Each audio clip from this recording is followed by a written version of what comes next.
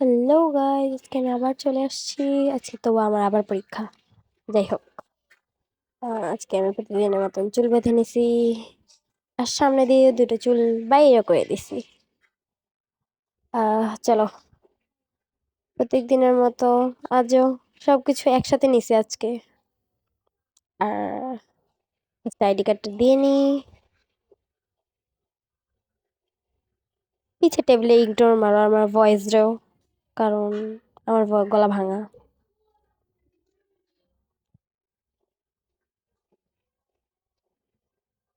আজকে এটা সমস্যাটা কি? ঠিকই হইতাছে না, আজব।